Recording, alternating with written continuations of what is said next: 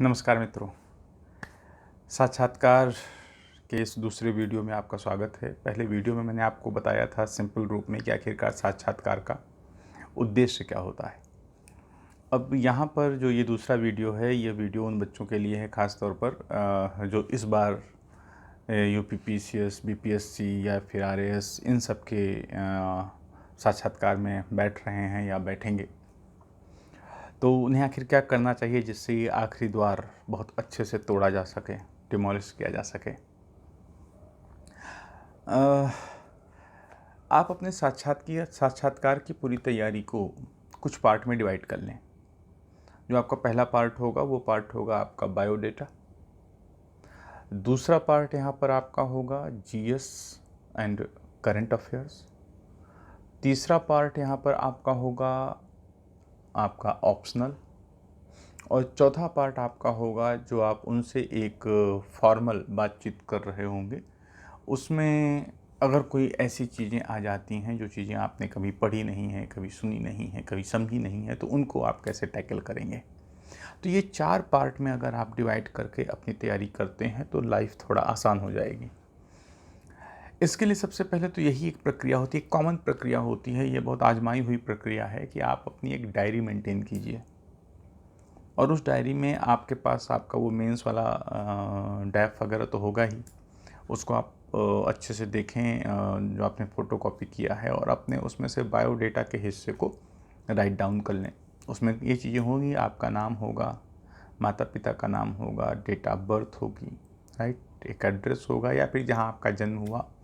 फिर उसके अलावा आपके जो शैक्षणिक रिकॉर्ड होगा, ये सारी चीज़ें होंगी। तो यहाँ से आपसे प्रश्न सीधे तौर पे आ सकते हैं। तो आपको अपना नाम का मतलब और उस नाम से संबंधित जो 2-4 प्रसिद्ध व्यक्ति हों, और अगर हाल के समय में उनका नाम उभरा है तब तो बड़ी बात है। तो फिर अपने नाम के बारे में तैयारी कर लें अच्छे से, ठीक है। दूसरी चीज़, डेट ऑफ बर्थ अगर वो महत्वपूर्ण है तो उस पर आप चीज़ें देख लीजिए कि उस दिन को क्या हुआ था, क्या है। क्या आप जिस दिन साक्षात्कार देने जा रहे हैं वही दिन तो कहीं आपका बर्थ डेट है नहीं। ये भी सारी चीज़ें हैं, तो ये चीज़ें आप ध्यान रख लें। पेरेंट्स के नाम और उनके मतलब और ये चीज़ें याद रखी जा सकती हैं, पर इनसे प्रश्न प्रायः बनता नहीं है, ठीक है। फिर इसके बाद जो प्रश्न बनता है वो प्रश्न ज़्यादा होगा कि अगर आपका जो अंतिम एक्सपीरियंस है पढ़ाई का या किसी का, उस पर प्रश्न बनने के चांस ज़्यादा हैं। अगर आप ग्रेजुएट और पोस्ट ग्रेजुएट हैं, या हो सकता है आपने डॉक्टरेट की डिग्री ली हो, तो जो आपकी लास्ट डिग्री है उस पर प्रश्न बनने के चांस बहुत ज़्यादा हैं। तो उसके जितने भी संभावित प्रश्न हैं वो सारे प्रश्न वहाँ पर आप अच्छे से एक बार लिख लें, क्या क्या हो सकते हैं। जैसे पूछ लें कि भाई आप अच्छा आपने एसएस पे डॉक्टरेट किया है, रिसर्च किया है, रिसर्च मेथोडोलॉजी क्या होती है, राइट, उस पर आपसे प्रश्न हो सकता है। आपने जो रिसर्च जिस पर किया है उससे संबंधित प्रश्न हो सकते हैं, क्योंकि आपने रिसर्च किया है तो उसके बारे में आपको जानना ज़रूरी होगा। पोस्ट ग्रेजुएशन, ग्रेजुएशन के जो सब्जेक्ट रहे हैं उनके बारे में थोड़ा बहुत जानिए, और अगर नहीं जानते हैं तो आप बाद में कह सकते हैं कि सर काफ़ी पहले पढ़ा था इसलिए वो चीज़ें मुझे ध्यान नहीं है, मैं प्रयास कर सकता हूँ या कर सकती हूँ, ठीक है ना। हो सकता है आपने ग्रेजुएशन पोस्ट ग्रेजुएशन बहुत पहले किया हो, 4-5 साल हो गया हो, आपके सब्जेक्ट दूसरे हो गए हों, तो फिर आपको कई चीज़ें वो रिकॉल नहीं हो रही हों। तो इसमें आप वहाँ पर अगर ये चीज़ें अगर रिकॉल नहीं होती हैं तो आप सॉरी कह के चुपचाप, सॉरी सर मैं ये ध्यान नहीं आ पा रहा है, मैं नहीं इसे रिकॉल कर पा रहा हूँ, या मुझे इसका उत्तर नहीं आता है, कह के चुप हो जाइए। बहुत ज़्यादा ज़बरदस्ती उनसे झूठ बोलने या उनको घुमाने की ज़रूरत नहीं है, क्योंकि वो बहुत एक्सपीरियंस्ड लोग हैं। वो आपके धनात्मक और ऋणात्मक दोनों पक्षों को जानते हैं। वो जानते हो सकता है आपको ग्रेजुएशन पोस्ट ग्रेजुएशन का नहीं याद हो, पॉसिबिलिटी है, तैयारी की प्रक्रिया वो जानते हैं। लेकिन आप झूठ बोलेंगे, उनको घुमाएंगे तो उन्हें लगेगा अच्छा ये मुझे पागल समझ रहे हैं, तो इरिटेट हो सकते हैं, तब इसका नेगेटिव प्रभाव पड़ सकता है। लेकिन रिसर्च वगैरह के बारे में आप नहीं जान रहे हैं अपने, तब ये गड़बड़ है, तब ये नेगेटिव इम्पैक्ट ये डालेगा। तो वहाँ पर आपको जानकारी ज़रूर होनी चाहिए। तो आप अपने ग्रेजुएट, पोस्ट ग्रेजुएट और इसके बारे में जो आपका आखिरी हिस्सा उसे आप ज़रूर तैयार रखें। फिर उसके बाद अगर आप कहीं जॉब कर रहे हैं, कहीं आप नौकरी कर रहे हैं, तब आप इंटरव्यू देने जा रहे हैं, तो यकीन मानिए 40% इंटरव्यू हो सकता है आपके जॉब के ही चारों तरफ घूम जाए। तो आपसे पहले पूछ सकते हैं अच्छा आप क्या करते हैं अपने जॉब में, राइट, फिर इसके बाद क्या क्या चुनौतियाँ हैं, कैसी चीज़ें हैं, ये सारी चीज़ों पर आपसे चर्चा हो सकती है उनकी। फिर वो कह सकते हैं आप तो एक बहुत अच्छे जॉब में हैं, फिर आप उसे छोड़कर इसमें क्यों आना चाहते हैं। तो अब ये समाज सेवा वगैरह मत कहिएगा, वो उन्हें पता है आप कितनी समाज सेवा। अब ये भी नहीं कहिएगा सर पैसा बहुत है, वो भी गड़बड़ हो जाएगा, ताकत बहुत है, वो भी गड़बड़ हो जाएगा, राइट। तो ताकत को भी निगेटिव में लिया जा सकता है। तो कोशिश करें कि आप अगर वो पूछें कि आप इस सेवा में क्यों आना चाहते हैं, ये नौकरी छोड़ के क्यों आना चाहते हैं, तो आप हमेशा इसको अपने थोड़ा सा अतीत में ले जाके बताइए। कोशिश कीजिए कुछ एक अच्छी विश्वसनीय कहानी गढ़िए कि मैं इस स्कूल में था, मैं यहाँ पे था, तो यहाँ पर एक डीएम साहब आए, या फिर मेरे चाचा के लड़के का एडमिशन हो, कुछ ऐसा बताओ, मेरे चाचा के लड़के का सिलेक्शन हुआ। कुछ ऐसा करो कि जिससे लगे कि आप में प्रारंभिक स्तर पर ही एक छाप बन गई थी, जिससे आप समझ रहे थे कि फील्ड कुछ अच्छी फील्ड है। और फिर उसके बाद कहिए सर जब मैं ग्रेजुएशन पोस्ट ग्रेजुएशन में आया, जब जो भी आपने किया हो, तो मुझे इसके बारे में अपने सीनियर्स से थोड़ा और पता चला, तो एक रुझान सा हो गया। लेकिन सर घर का दबाव, सामाजिक व्यवस्था, इन सब के अंतर्गत मैं सीधे इसकी तैयारी नहीं कर पाया, तो मुझे किसी अन्य जॉब की तैयारी करनी पड़ी और उसमें सेलेक्ट हो गया। और जब मैंने उसमें सेलेक्ट हो गया और उसके बाद मैंने इस फील्ड के बारे में पढ़ना सुनना और शुरू किया, चूँकि मेरी शुरू से इच्छा थी। तो इस फील्ड में रहते हुए मैंने अनुभव किया कि अगर मैं एक आईएएस पीसीएस हो जाता हूँ, तो मुझे लगता है कि मैं एक बड़े क्षेत्र में काम कर पाऊँगा, मेरे पास अपॉर्चुनिटीज़ ज़्यादा होंगी, मेरे पास चैलेंजेस में भी डाइवर्सिटी होगी। चैलेंजिंग जॉब ये भी है जो मैं कर रहा हूँ, लेकिन सर डाइवर्सिटी होगी चैलेंजिंग, मैं कई जगह पे काम कर सकता हूँ। और इवन दो अगर मैं इस पोस्ट पे आता हूँ या मेरा सिलेक्शन होता है, तो मैं जहाँ पे हूँ वहाँ से ज़्यादा बेहतर तरीके से काम करने का मुझे मौका मिलेगा। कुछ मेरे पास निश्चित शक्तियाँ होंगी, उनका मैं बहुत अच्छा उपयोग कर पाऊँगा। और आज मुझे अवसर मिल रहा है अपने पहले के सपने को पूरा करने का, तो मैं यह अवसर हाथ से जाने नहीं देना चाहता। मैं अपनी जॉब से असंतुष्ट नहीं हूँ, लेकिन जो मैंने कभी सोचा था अगर उसको पाने का मौका आ रहा है सर, तो मैं अपनी तरफ से पूरा प्रयास कर रहा हूँ। इस तरह की बातें कहिए, देखिए, राइट। थोड़ा सा पॉजिटिव। इसमें एथिक्स वाले पेपर को अच्छे से पढ़े रहिए। एथिक्स वाले पेपर में क्या क्या आईएएस पीसीएस के क्या क्या गुण होते हैं, क्या क्या लक्षण होते हैं, वो सब पढ़ते हो तो थोड़ा उस तरह से चीज़ों को डील करने की कोशिश करो, ठीक है। तो ये थोड़ा सा चीज़ें देखो। इसके अलावा हो सकता है बायोडाटा में आपने जो हायरार्की दी है, जो आपने दिया है कि पहले आपने एसडीएम दिया है, फिर उसके बाद डीएसपी दिया है, जो कुछ भी आपने दिया है उसको आप किसी तरह से जो भी आप देखें और उसको आप तार्किक रूप से सिद्ध कर पाएँ कि मैंने ये क्यों दिया है, ठीक है। तो ये थोड़ा हायरार्की वाली भी चीज़ें आप यहाँ पर देख लेंगे। वो आपसे भी पूछ सकते हैं अच्छा ये बताएं कि आपके कुछ अच्छी क्वालिटीज़, कुछ बुरी क्वालिटीज़ बताएं। तो आपको सारी अच्छी भी नहीं बतानी है, सारी बुरी भी नहीं बतानी है। आपको यही बताना है कि सर मुझे लगता है कि मैं आत्मविश्वास है मेरे अंदर, मैं बहुत जल्दी डिमोरलाइज़ नहीं होता, परिस्थितियों को मैं अच्छा रीड कर सकता हूँ। मुझे लगता है कि मैं ईमानदारी के साथ काम कर सकता हूँ, राइट। ये सारी चीज़ें बताइए, ओके।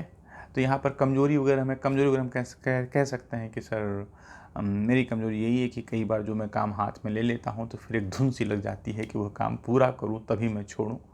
तो ये भी मुझे लगता है कि कई बार मैं कुछ ज़्यादा ही चीज़ों में इन्वॉल्व होता हूँ, तो वो मुझे एक कमी सी लगती है। थोड़ा सा मैं भावुक भी हो जाता हूँ जब मुझे लगता है कि इतनी सारी चुनौतियाँ लोगों के सामने हैं, तब मुझे लगता है कि नहीं, मैं इनके लिए क्या कर सकता हूँ, अपनी सीमाओं में रहकर तो मैं करने के लिए मुझे बार बार मन करता है। इस तरह की कुछ आप पॉजिटिव निगेटिव उठाइए। निगेटिव वे होनी चाहिए जो उनको निगेटिव के बावजूद पॉजिटिव लगे, है ना। फिर कह सकते हैं आखिर हम आपका चयन क्यों करें, तो आप इसमें बिल्कुल स्पष्ट रूप में कहिए कि सर मुझे लगता है कि जो विशेषताएं या जो योग्यताएं एक आईएएस पीसीएस में होनी चाहिए, जिस एग्ज़ाम में आप जा रहे हैं पीसीएस में होनी चाहिए, वो मुझ में है। मैं आत्मविश्वासी हूँ, मैं कर्तव्यनिष्ठ में खुद को पाता हूँ, मेरी मनोवृत्ति इसके अनुरूप है, एटीट्यूड मेरा ऐसा है, सत्यनिष्ठता है मुझ में, वगैरह वगैरह जो भी आप एथिकल उसमें जा कर के चीज़ें सोच सकते हैं। लेकिन फिर आप कहें कि सर आप ये ऐसा मुझे लग रहा है, जो मैंने अब तक अपने जीवन में पाया है या आसपास के जो लोग हैं वो कहते हैं कि मैं इन मापदंडों पे कहीं किसी हद तक खरा उतरता हूँ। लेकिन आप तो सर बहुत सारे लोगों का इंटरव्यू लेंगे, अगर आपको लगता है कि मुझ में ये क्षमताएँ हैं और मैं योग्य हूँ, तो आप मेरा चयन करें, और अगर इस बार चयन नहीं होता है तो मैं मान जाऊँगा कि मेरे अंदर उन चीज़ों में कहीं कुछ कमी है। मैं फिर से उन कमियों को दूर करूँगा और फिर मैं प्रयास ज़रूर करूँगा। ठीक है ना? थोड़ा-सा एक पॉजिटिव नोट के साथ आपको यहाँ पर चीज़ें छोड़नी है। फिर हो सकता है कि आपके क्षेत्र की कोई 5 अच्छी विशेषताएँ, क्षेत्र की 5 बुरी विशेषताएँ, क्षेत्र की समस्याओं के लिए आप क्या करेंगे? समस्याओं को आप कैसे सॉल्व करेंगे? अगर आपका क्षेत्र कोई पर्यटन स्थल है तो वो पूछ सकते हैं यहाँ पर कौन-कौन से पर्यटन स्थल हैं? यहाँ पर इतना विकास क्यों नहीं हुआ? तो अपने क्षेत्र के विकास की व्यवस्थाओं के बारे में भी आप थोड़ा-सा सोचें, आपका एक आइडिया उसके बारे में होना चाहिए। तो ये पूरा हिस्सा आपका क्या होगा? बायोडेटा का होगा। उस बायोडेटा से वो क्वेश्चन उठाएँगे। अभी आप पे डिपेंड करता है, कई बार उनको कोई चीज़ बताते जाएँ, जैसे बोले आप कहाँ के रहने वाले हैं, अगर ऐसे बात हो जाए, तो आप बता सकते हैं मैं इस जगह का रहने वाला हूँ, यहाँ का ये बहुत फेमस है। अब जब ये बहुत फेमस है तो पूछ सकते हैं ये क्या होता है भाई? जो भी मान लो कह दो मैं आगरा का, पेठा बहुत फेमस है, तो कहेंगे अच्छा एक हो सकता है गया हो वहाँ आगरा। अच्छा हाँ, मैं भी गया था तो पंछी पेठा बहुत दिखा। अच्छा बताइए पंछी पेठा क्या होता है? अगर आपको जानना है, आपको इनको इस तरफ घुमाना है, तो आप इस तरह की बातें सहजता से कह सकते हैं। तो कई बार इंटरव्यू आप अपनी तरफ ले जा सकते हैं। तो ये बातें आप बहुत ध्यान रखिए, ठीक है ना? तो इसके अलावा ये तो हुआ आपका पहला चैप्टर बायोडेटा का। दूसरा हुआ सामान्य अध्ययन के बारे में और जो करंट अफेयर के बारे में है। तो जो कुछ भी आपने अपनी तैयारी के दौरान पीटी और मेंस में पढ़ा है, उसे एक सिलसिलेवार तरीके से दोहरा लें। तथ्यात्मक चीज़ें भी देख लें, अवधारणात्मक भी चीज़ें देख लें। ज़्यादा परेशान ना हों, लेकिन एक दोहराव आप ज़रूर कर लें। सारी चीज़ें जो कुछ भी आपने पढ़ी हैं उनके बारे में आपकी एक जानकारी हो, और पिछले 6 महीने का करंट अफेयर आपको बहुत अच्छे से आता हो। 6 महीने का करंट अफेयर जो आपके प्रदेश से संबंधित है वो बहुत अच्छे से आता हो, ठीक है ना? और इस बीच तो कोरोना चल ही रहा है, कोरोना के बारे में सारी चीज़ें आपको पता हों। सामाजिक, आर्थिक, राजनीतिक, वैज्ञानिक पक्ष जो कुछ भी है इसका ये पता हो। दूसरी चीज़ भारत चीन संबंध पता हो, भारत भूटान संबंध पता हो, भारत नेपाल, भारत पाकिस्तान, भारत बांग्लादेश, ये संबंध आपको पता हो। पिछली जो सरकार की योजनाएं हैं वो पता हों। अभी जो चुनाव होने वाले हैं, चुनाव की जो वर्चुअल कॉन्फ्रेंसेस हो रही हैं वो क्या होती हैं, जो ये ऑनलाइन टीचिंग है उसके क्या फ़ायदे हैं, क्या नुकसान है, अगर आप टीचर रहे हैं तो उससे क्वेश्चन पूछा जा सकता है। तो पिछले 6 महीने में जो कुछ भी घटित हुआ है, पॉजिटिव निगेटिव, सब पर आप ध्यान रखिए। डायरी में इवेंट बनाइए, उन इवेंट से संबंधित क्वेश्चन आंसर आप खुद भी कीजिए, और हो सकता है कोई आपके 2-4 मित्र हों, उनके साथ बैठ कर के चीज़ों में आप डिस्कस कर सकते हैं। तो ये आपका करंट अफेयर और आपका सब्जेक्ट से संबंधित हो गया। आप जिस पोस्ट के लिए अप्लाई कर रहे हैं, जैसे हो सकता है कुछ तो एक तो मतलब जैसे एसडीएम वगैरह के लिए हो गया, कुछ फॉरेस्ट वाला भी है। अगर जो लोग फॉरेस्ट वाले के लिए भी यूपी में चयनित हुए हैं तो वो एनवायरनमेंट, इकोलॉजी और फॉरेस्ट्री के बारे में थोड़ी बहुत चीज़ें अच्छे से ध्यान रखें, ये चीज़ें आप देख लें। कुल मिला के करंट अफेयर और विषय से संबंधित चीज़ों में एक सरसरी तौर पर आपकी एक सिंपल सामान्य पकड़ अवश्य होनी चाहिए। तीसरी चीज़ ऑप्शनल है आपका, कि आपका ऑप्शनल क्या है। ऑप्शनल से हो सकता है क्वेश्चन पूछ ले, तो ऑप्शनल में भी सारी आधारभूत चीज़ें ध्यान रखो, सारी प्रमुख परिभाषाएं याद रखो, कुछ प्रमुख सिद्धांत जो हैं वो सिद्धांत याद रखिए, उन सिद्धांतों का एप्लीकेशन याद रखिए। खासतौर पे पेपर फर्स्ट में तो सारे जो सिद्धांत वगैरह हैं, जो थ्योरीज़ वगैरह हैं, वो सारी आपको तैयार होनी चाहिए, वो बहुत ज़्यादा ज़रूरी है। डेविस पेंक मॉडल जो है वो तैयार हो। इसके अलावा थॉर्नथवेट, ट्रिवार्था, कोप्पेन, इनके जो जलवायु वर्गीकरण है ये आपको ध्यान हो। वेबर का और इन सब का जो कुछ भी क्रिस्टोफर लॉस और इन सब के बारे में जो चीज़ें हैं वो आपको तैयार होनी चाहिए, राइट। अगर आपका भूगोल है, और अगर आपकी पॉलिटी है तो पॉलिटी के संदर्भ में जितना समाजवाद, उदारवाद, इन सब के बारे में आपकी जानकारी अच्छी होनी चाहिए। लोकतंत्र के सकारात्मक नकारात्मक पक्ष, इन पर चर्चा होनी चाहिए। इतिहास में है तो आपसे इतिहास में तो बहुत सारी चीज़ें हो सकती हैं। इतिहास में आपको कौन सा व्यक्ति सबसे अच्छा लगता है, कौन सा शासक सबसे अच्छा लगता है, अकबर महान है या नहीं है, राइट। अकबर और अशोक की तुलना करने की बात कही जा सकती है, राइट। तो इतिहास के विभाजन पे बात हो सकती है, इतिहास के काल के विभाजन में बात हो सकती है। तो बहुत सारे पक्ष, इसको आप तैयार कीजिए। आप हिंदी साहित्य के हैं तो आपसे यहाँ व्याकरण संबंधी कुछ बातें हो सकती हैं। जो प्रमुख आपके कवि हैं, लेखक हैं, उन पर चर्चा हो सकती है, राइट। तो ये आप अपने ऑप्शनल की आधारभूत चीज़ों को तैयार रखिए, उससे जो संबंधित प्रमुख सिद्धांत हैं उनको याद रखिए, तो वहाँ से जब क्वेश्चन बनेगा तो आपको कोई विशेष परेशानी नहीं होगी। वो ये समझ रहे हैं कि आप विषय के विशेषज्ञ नहीं हैं, विषय को आपने एग्ज़ाम के पॉइंट ऑफ व्यू से ही सिलेक्ट किया है, लेकिन फिर भी कम से कम जितना एग्ज़ाम में पूछा जाता है उतना तो आपको याद होना चाहिए। अब इसके बाद कोई ऐसा प्रश्न पूछ लें जिसके बारे में आपको न पता हो, राइट, पूछ लें कि फलानी जगह कहाँ है, आपको नहीं पता है, तो आप चुपचाप कहें सॉरी सर मुझे इसके बारे में कोई जानकारी नहीं है। वो कहते हैं अरे तो बड़ी चर्चा में रही है, मतलब आप करंट अफेयर नहीं पढ़ते हैं? बोलते सर मैं पढ़ता तो हूँ लेकिन मेरी निगाहों के आगे से गुजरा नहीं, इसलिए मैं क्षमा चाहता हूँ सर। सबसे बेहतर तरीका, उलझाइए मत उन्हें, जो चीज़ नहीं आती ईमानदारी से क्षमा मांग लीजिए। हाँ, एक आध बात और है, कई बार हो सकता है कि आपने 2010 से तैयारी शुरू की, 2019 में आपका सिलेक्शन हो गया हो, मतलब 2019 में आपके पास 2020 में आपके पास कॉल आ रही है, तब कह सकते इतने साल आप क्या करते रहे? जो आप करते रहे ईमानदारी से बता दी, सर मैं तैयारी करता रहा, मेरा एकमात्र लक्ष्य यही था, मैं इस पे लगा रहा, आज यह अवसर मुझे मिल गया है। बहुत ज़्यादा घुमाइए-उमाइए नहीं, ठीक है? गैप आपने जो रखे हैं उसमें जो सही कारण हो उसको आप बता दें और उसको आप डिफेंड कर पाएँ। इसके अलावा कोई और यहाँ पर आपको तनाव लेने की ज़रूरत नहीं है। तो दोस्तों आपके कहा जाए कि साक्षात्कार में इतने पक्ष होंगे और इतने पक्ष में आपको स्वयं को अच्छे से रिप्रेजेंट करना है। देखिए, जब आप किसी कोचिंग में जाएंगे और मॉक इंटरव्यू होगा तो मॉक इंटरव्यू के जो आपको कहा जाए कि फीडबैक मिलता है, तो उस फीडबैक को लेके न तो आप बहुत खुश होइएगा न तो आप बहुत दुखी होइएगा, क्योंकि मॉक इंटरव्यू और जो वास्तविक इंटरव्यू होगा दोनों में थोड़ा ज़मीन आसमान का अंतर हो सकता है, दोनों के माहौल में ज़मीन आसमान का अंतर हो सकता है।